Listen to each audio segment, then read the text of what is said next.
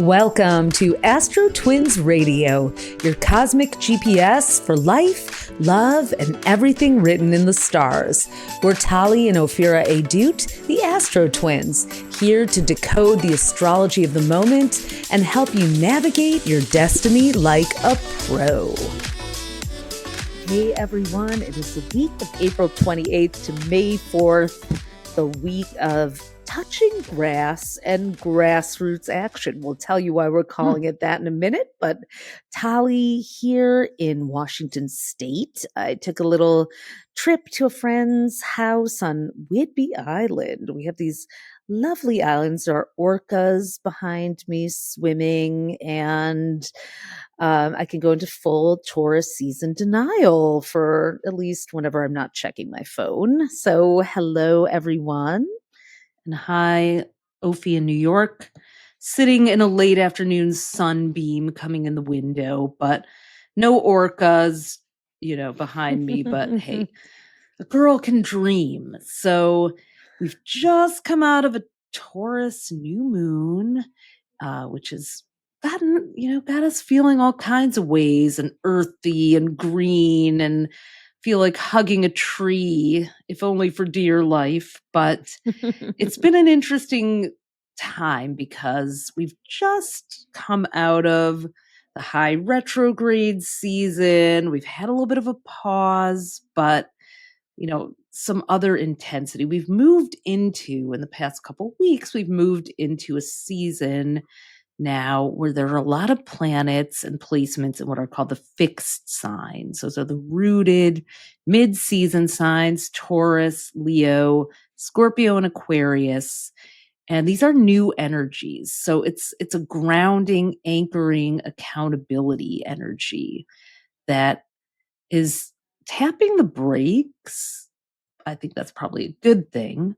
But this week we've got Venus moving into Aries again, so that'll speed things up, and meeting up with Neptune in Aries for the first time in our lives since the 1800s on Friday. And then Sunday we've got a quarter moon in Leo, another one of those fixed signs, and Pluto turning retrograde, our first outer planet retrograde of the year.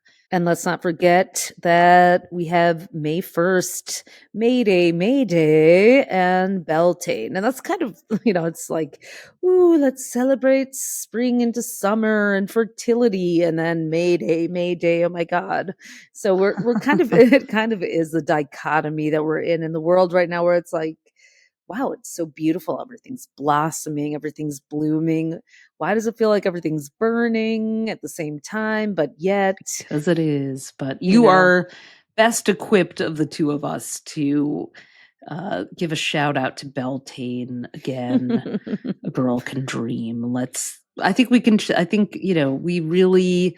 It's the year of the snake, which is ruled by Taurus and Venus. So that's why Taurus feels Venus so vibes. Yeah. Taurus season feels really good this year. I feel like it couldn't have come soon enough. This opportunity to really sink into practical magic, practical luxury, like a slower pace, and also the perseverance. I saw that Cory Booker, who's a Taurus, was live streaming on the steps of the Capitol in a conversation with Hakeem Jeffries, and who's a Leo. And you know what? I need to add him to the list of same birthday as Obama. Leos that we're going to be hearing from.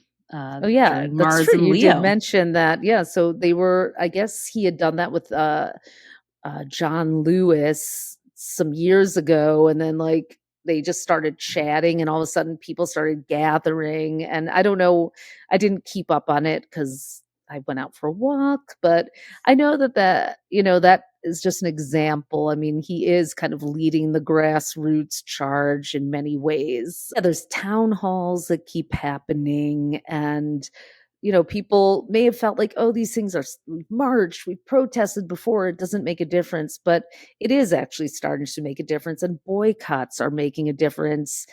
The big box stores who canceled DEI are having some receipts catch up with them. We're seeing Apparently, the CEOs of Target, Walmart, and Costco, I think, all met with president and also it's so interesting because Donald Trump and Pastor Jamal Bryant are both Geminis, and apparently Jamal Bryant and Al Sharpton, who's a Libra, met with the Target CEO, even though Pastor Bryant was not photographed or something. There was some scandalousness about that, slight, mild scandal. But suffice to say, these corporate leaders are meeting with both the heads of their boycotts and the uh, person in charge of the administration that made them publicly cancel their DEI commitments too. So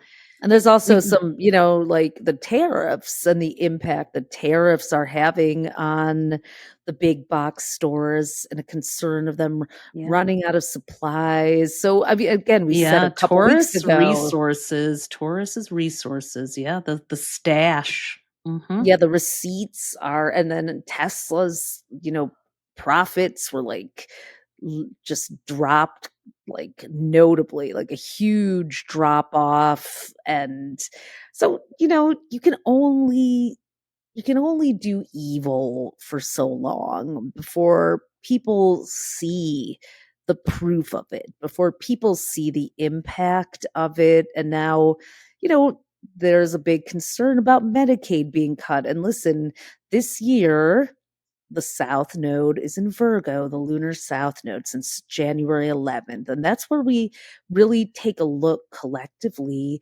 at, where things need to be changed, but also where there could be a crisis. Yeah, because Virgo rules medicine and health, and the North Node's in Pisces, Insurance. which rules old age. And we have, Pluto is the cosmic kidnapper. Remember, in mythology, Pluto kidnapped Persephone, took her down into the underworld. Her mother had to come and rescue her, and they had to strike a deal where she spent half the month above ground, half the month underground. And with Pluto turning retrograde in Aquarius, which does rule the voice of the people, we also see a judge being arrested. I mean, these are unprecedented things. Children ages 2, 5, and 7 being deported. So as we enter this week, we just are coming out of Mars in Leo opposing Pluto and Aquarius. Mars and Pluto opposite each other. That's like the It was Saturday, two. the 26th, that Yes, happened. yeah, we're Mhm. still in that vibe, but that's like the two most ruthless kids on the block getting into a fight. You're like, I don't know if I want to stick around and watch this because these two are going to fight as dirty as they can to the end. So we've seen some really dirty fighting going on, and An explosion, blow ups. Like I heard that, Trump actually like questioned Putin. oh, he wrote, You know, Vladimir, stop. So what? Are you on serious? on Twitter or Truth Social, yeah, when Putin bombed Ukraine on Oh, Easter, I think. Vladimir, stop. Vladimir, everyone else calls him Putin, but they're on a first name basis. No comment, but it's interesting because Taurus season, from a solar point of view, Taurus is the 12th house to Gemini. And during Taurus season, Geminis are not at their most powerful unless they're truly doing good. So By the way, for everyone out there, when the sun is in the sign right before yours, it's in your solar 12th house. If we're just looking at sun sign horoscopes, and you may feel like, a phone with only one bar or battery, like critically low, plug so in, plug yeah. in. And so, For all our Gemini friends, rest up until May 20th, but when Gemini season starts. But I for the mean, I will, Geminis out there who are fafoing, this is the faux part, like not the Pete fa. Hegseth, Oh and yeah, Pete who Hegseth, was Viktor Orban is a Gemini, Xi Jinping. I'm like, this is just. I Marco mean, Rubio. Yeah, Marco Rubio Is too. So, Marjorie oh my Taylor goodness. Greene, I think, too? Is she? Oh I think Lord. she's either a Gemini or Aquarius. I got to look that I up. think she's Yeah. an Aquarius actually, but yeah, like, and the Wait, hold on. I Aquarians, literally have to look that up right yeah, now well, while while you're. you do, the Aquarians are not behaving at their finest with Mars No, opposite. she's a Gemini. She She is a is too? Gemini, Oh May my May God. 27th. So yeah, Good Lord. I Well, know. And Jupiter has unleashed them. So we're counting the days to June 9th when Jupiter leaves Gemini because these particular Geminis, most of them are a little more they're unplugged, actually, all the Geminis I know out there are feeling a little unleashed. exhausted by Jupiter. It's like, okay, it's been fun, but Not all of Jupiter them. does not. Jupiter is in detriment in Gemini. So usually hosting Jupiter in your sign can be really adventurous and, you travel the world, you try things, you feel positive and up, but it can also just like leave you Too like much. it's like Too much of a good thing. the end of a week at Burning Man where you've done every psychedelic in the book and stayed up every night and you're just like I can't I need a rest. I need a I need a long decompression nap right now. So Well, make the beds because there's a few Geminis. I would be happy if they took a really long decompression nap and let us put things back in place. So it's interesting. I wonder if we have a little window here to, where they're gonna decompress a little. We'll see. Geminis often seem to find energy even when you think they can. And I love my good Gemini people. Love them. They're always so fun. Now here we are in Taurus season. Taurus is the bull. It's going to sit down, it's going to anchor us, it slows us down. Like the bull may charge, but before it does, it really sits down and gathers its energy and resources. So, I feel like we're not retrograde, but a lot of people have been reporting they're just like, I'm finally just catching up on all the things that got bottlenecked and stopped in Q1 from all the chaos and uncertainty that got stirred up. I mean, the whole tariff thing is still creating chaos, but I have noticed that things are moving forward in some ways where they were stuck, or people are like, all right, I know what is ahead a little bit, or I can make at least a calculated guess, or I'm willing to, or a and I'm small plan. a micro plan and just take an action. So Taurus is very step by step and pragmatic. So anywhere in your life where you can make one small move closer to what you want, to your goal, to a decision, if you feel ready to do that. So Representative John Lewis, civil rights activist, lifelong, he said you have to sit down to stand up. I'm paraphrasing him. In the United States, a lot of our the civil rights movement in the 60s involved sitting down, not the bus boycott. I'm going to sit in the seat, the lunch counters, I'm going to sit down, sit-ins on college campuses. So Feels very sitting down, Taurus, the it does sitting feel bull. sitting bull to charge ahead. Wow, it's getting really sunny. You're getting a I serious know. sunbeam I'm getting there. a sunbeam here. This is a Taurus season moment. Nature is coming in, and I know, it looks yes, really nice. Anyways, speaking of letting the sun shine in, let's talk about Venus, the planet of love and harmony and peace and music and art and beauty. Venus has spent the majority of all except for a couple days of 2025 in two signs, in Pisces and Aries. Moved into Pisces in the first couple days of January, was there until February 4th, then moved into Aries. It usually spends about 4 to 5 weeks in a sign, But on March 1st, it hit that retrograde that we talked about. We've been talking about over the last few weeks. If you are new to the podcast and are just, or missed that one, you might want to just review a few past weeks just to, try. I like listening back because it's a little, we capture what happened.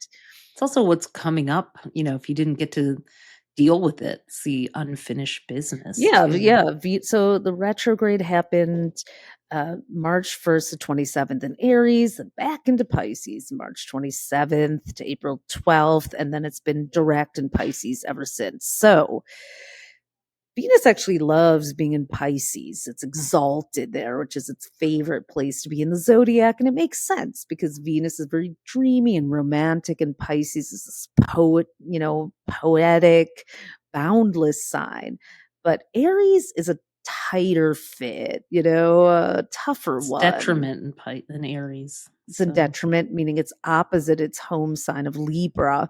So Venus likes to, go with the flow, and Aries is like, I want it now, impatient. Venus is peace, Aries is conflict and war. So yes, we got one more planet in detriment, Jupiter and Venus, which are the two, but luckily Jupiter and Venus are called the benefics, which are the two most positive and helpful planets. So even when they're not at their best, they're still cordial and courteous hosts to whatever sign they're in. But yes, we do have Venus moving back into Aries until June 6th, this Wednesday, April 30th. So, what?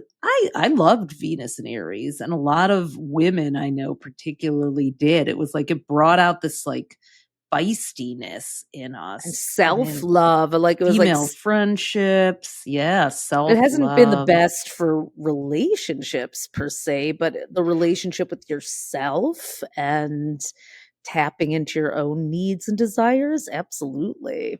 Yeah. And so we kind of get a chance to make up for lost time between Wednesday and June 6th. So, whatever you kind of started and, anything that happened between February 4th and March 27th, you're going to get a second round of that now because Venus is going to go through all 30 degrees of Aries again. So it's going to touch on all. So don't be surprised if some unfinished business, or things that maybe you just didn't want to deal with come back around for review now. If you weren't ready to make a decision about something, particularly a relationship, a friendship, maybe a style update you were considering, like get ready to have more clarity. Now you're going to be like, all right, I went through what I went through, and I can at least look at this with a clearer idea. Just, lived experience in the year of the snake, 2025, ruled by Taurus and Venus, or at least associated with it, is really about taking that time. Time is your friend. If you just don't know what to do, it's even, you can even see that device being used by Donald Trump as he keeps delaying all these things. I mean, we still have TikTok. There's a 90-day pause for the tariffs he was supposed to unleash on April 2nd. It's like everything is being almost manipulated by time. But when you start to bend time a bit yourself or find ways to cheat the clock and give yourself more time. I think that's why being around friends and being in nature and really enriching our positive moment by moment, day-to-day lives is almost like a way of giving yourself more time. Because I really do believe, not to get all metaphysical, but even why not? It is an astrology podcast. Yeah. Not to get all metaphysical on astrology pod. Why would I do that?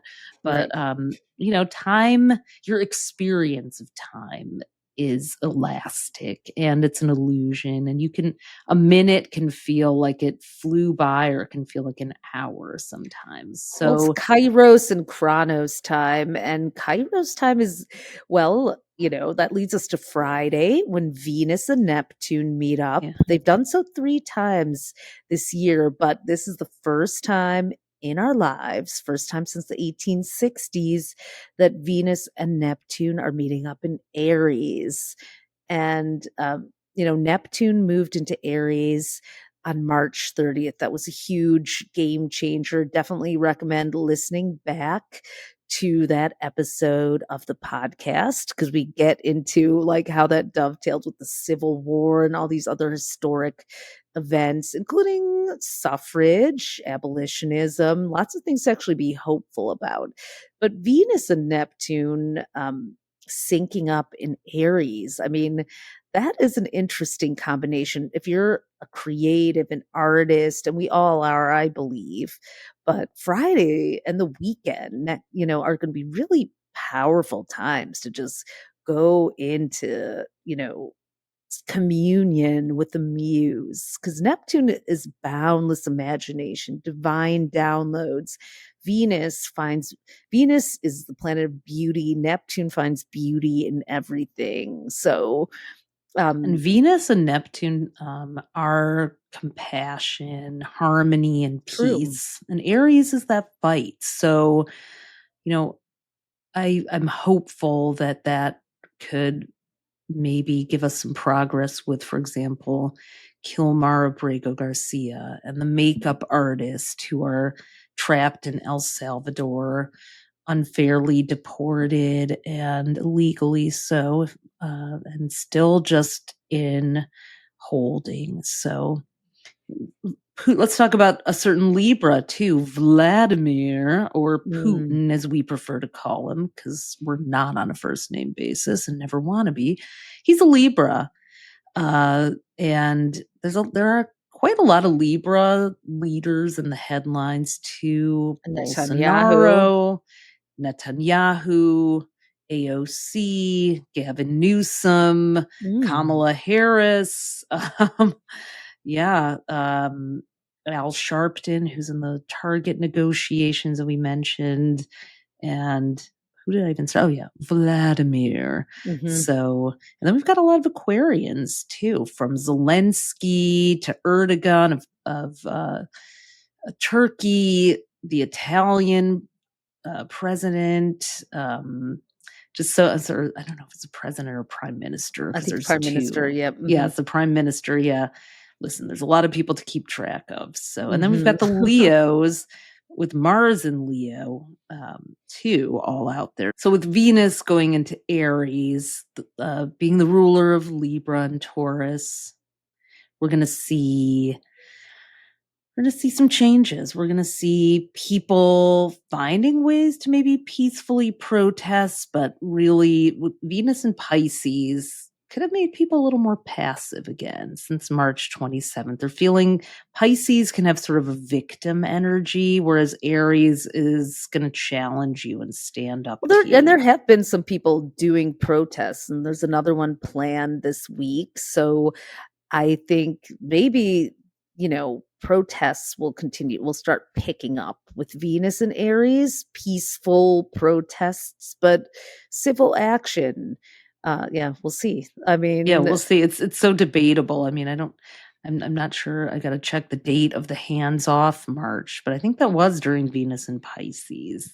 We're gonna with Pluto going retrograde in Aquarius, the sign of society, and Venus moving into Aries. It's just, I think we're gonna have an update to our resistance tactics. We're gonna see that in the world. So ready for that pendulum summer still. I'm ready for... It's kind of interesting, with Jupiter in Gemini that rules cars and mobile, the auto industry.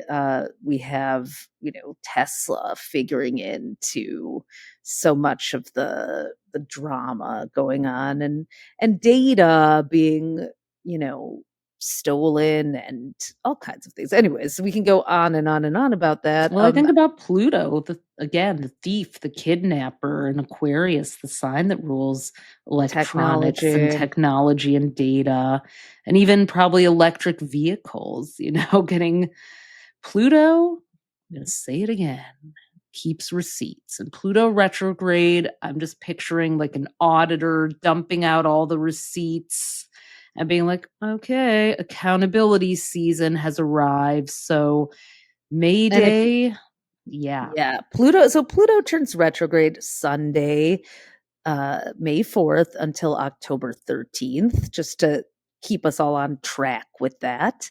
So, Mhm. what can we expect when an outer planet like Pluto is retrograde? Actually, sometimes it's a relief. It's like that planet's in snooze mode and we get a break from the intensity, or, you know, it isn't as able to get away with its usual bag of tricks.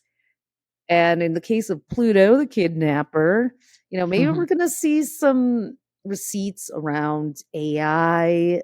I do think The TikTok kidnapping of citizens. I mean, that's so on the nose, Pluto and Aquarius.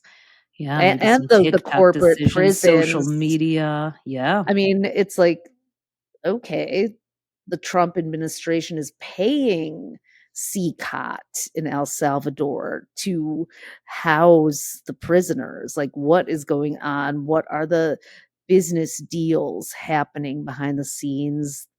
Private prisons, the privatization of everything. It's interesting because that is, Pluto and Aquarius. It's like Aquarius tends to be more public institutions, whereas Pluto is like the Mhm. private investor. So the fact that, all of these things that are being slashed by the government underneath, the hood, the desire is often to privatize these public institutions, and then the wealthier people get, who are already, the billionaires, the 1%. So it's like the robber baron Yeah, there era. could be some crypto stuff going on too. That's very Pluto and I know Aquarius with all the Bitcoin just economic went up stuff. again, and so, Yeah, interest rates, all that stuff. So, Pluto retrograde in Aquarius, I would advise on a personal level, just change your passwords, strengthen that.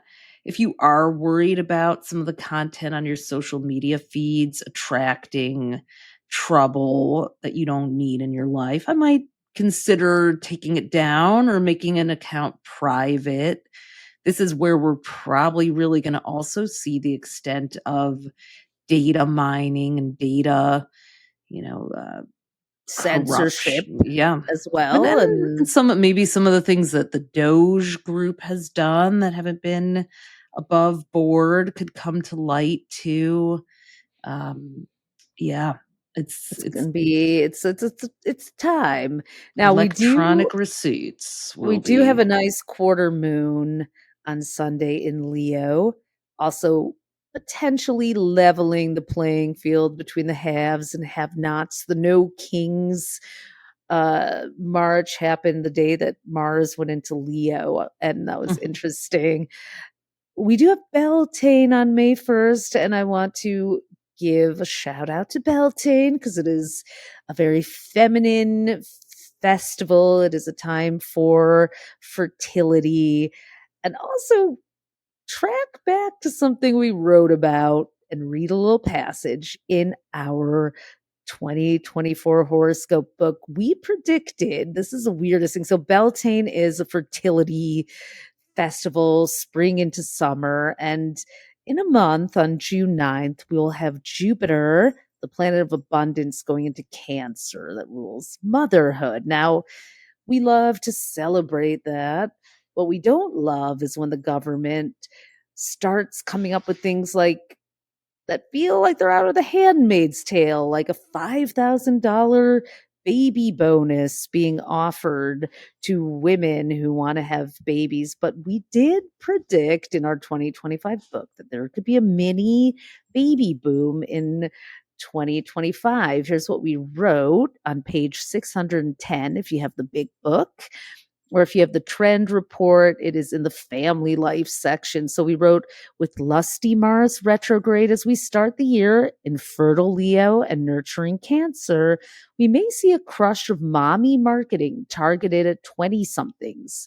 Once Uranus returns to Gemini mid-year, that's July 7th, where it last transited during the actual baby boom in the 1940s, there could be an unanticipated spike in birth rates. In June, Jupiter's move into homey Cancer could bring another fertility wave as people feel drawn to create their own cozy clans.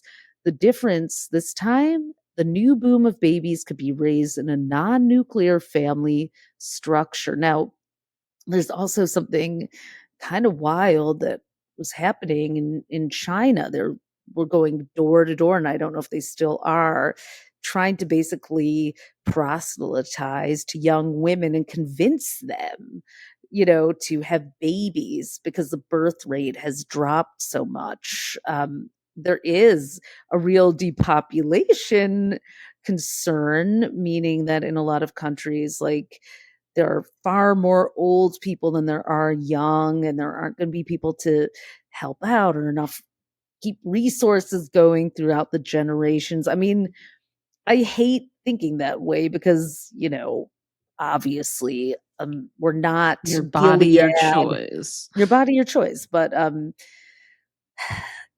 it's that baby bonus really. I'm like, wow, they really are gonna go Tips hard for with trad this. wives, yeah.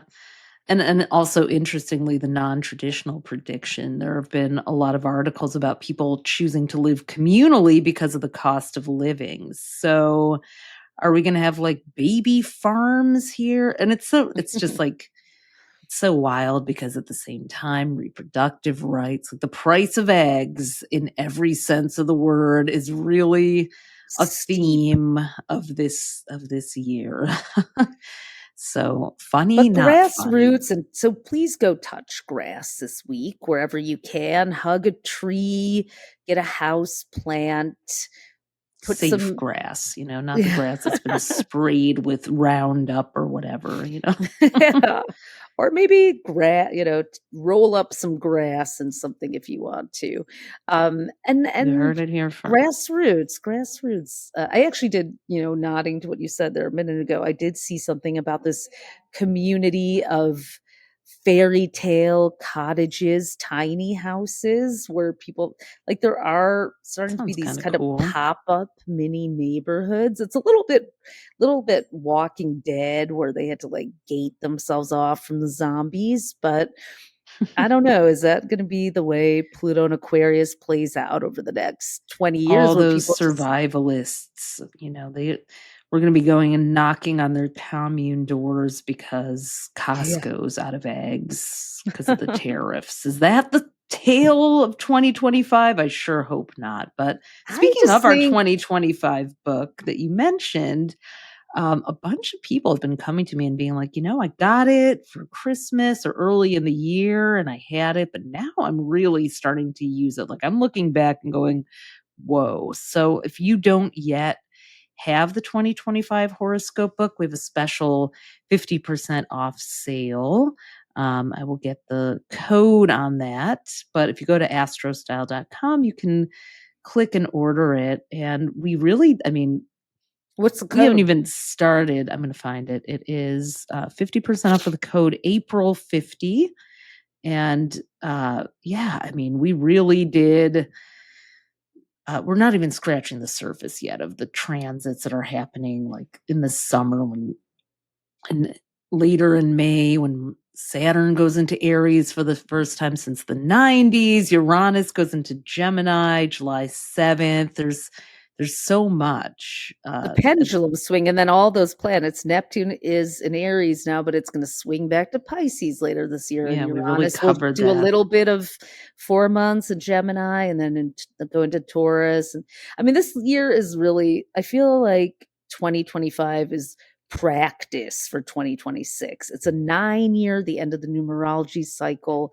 These outer Yep, we planets covered are just that doing a too. little dip forward, and then next year everything, it's a 1 year, we get this fresh cycle, and then Saturn, Neptune, and Uranus are all solidly in those signs for a while, so we get a little warm up It's a to sneak that. preview of the second half of the decade into the 2030s that we're getting this year. Hopefully, it's not all going to go this way, But but there's it's so a much back and forth that Yeah. having the book handy as a guide, and you get a monthly overview for your sign as well as near daily, whenever there's a hot spot, an important aspect, which happens most days of the month, we have a forecast for that as well as the top 5 themes for your sign. So it's And a little add-on, a digital add-on where you can populate your Google or Apple iCal with all those hotspot dates. You'll get a little reminder, and then you can go to the book and look up the full prediction on it. So if you don't have that, it can really, along with this podcast, hopefully guide you through these chaotic times. Before we go, I want to invite, some of you guys have been signing up for astrology chart readings with me and Tali. We have opened those up again after a long hiatus, just knowing how helpful it is to have a birth chart reading if you've never had your chart read before or you're due for a refresher on it. We will drop the link in our bio. It's astrostyle.com/readings. You can book a 90-minute session with us, look at your chart, the upcoming transits, look ahead, look back, look at yourself and people closest to you, and just make a plan for this crazy Yeah. time, or just understand how you are wired to greet that. We all are here for a reason, even if we're wondering, why is this happening? I personally believe that we kind of chose to incarnate at this time, and we all have a role and a purpose and a way, even during the rocky moments. If it's, we discover our power sometimes at moments like these. And your A birth chart moment can like really help you. this. Yeah, your birth Thinking of chart. another Taurus, Kelly Clarkson, who's saying that when she Yeah, won American Idol. so But I long ago. digress down a pop culture rabbit Some hole. Nothing is people, wait a retrograde now minute. except my pop culture references today. But Well, just wait till Sunday. Pluto is gonna take us on a retrograde ride. Thank goodness nothing else until July, though. But those I outer mean, planet retrogrades are very different. Like we said, they last 4 or 5 months. They happen every year. We don't feel them as acutely as an maybe inner we'll planet feel, retrograde. Pluto I in the like them timeout chair. sometimes. Yeah. It's like gives me a minute to process and integrate the new energies. Whereas like when Venus, Mars, and Mercury, the fast moving inner planets, go retrograde, they really impact our day-to-day lives more. So we're done with that for a while. I think the next one is Mercury retrograde in July. So Neptune we've got a first little on the time. Yeah, I 4th mean of July. the next inner Oh, planet inner planet. retrograde. Yeah. Mhm. Yeah, so breathe, go breathe some fresh air, or what seems like fresh air wherever you can. I've got some fresh air behind me here. I'm gonna go do that. Maybe go see if I can find myself a whale out there or That's something. right. Have a whale of a time. You go rustle up an orca there for Beltane. I'm gonna go Make a get my daughter flower ready for a crown. week of school. And So yeah, just Taurusy. Make a so flower Taurus. wreath for yourself. That's a Beltane thing. Yeah. Is it? Okay. It's not Yes. Coachella. What? So, all right. Wishing you guys all a great week, and we'll see you from another undisclosed nature laden location, hopefully next week. Have a great week, everyone. Thanks for tuning in to AstroTwins Radio. If today's episode gave you an aha moment, we'd be over the moon if you left us a 5-star review. It helps fellow astrology lovers find us. And make sure to hit subscribe and follow us on iTunes and Spotify so you never miss an episode. Want the full visual experience? You can also watch the video version on our YouTube at AstroTwins-TV. Be sure to follow us on Instagram at AstroTwins and head over to astrostyle.com to read your free daily, weekly, and monthly horoscope that we write for you with love. Until next time, move with intention and let the universe meet you there.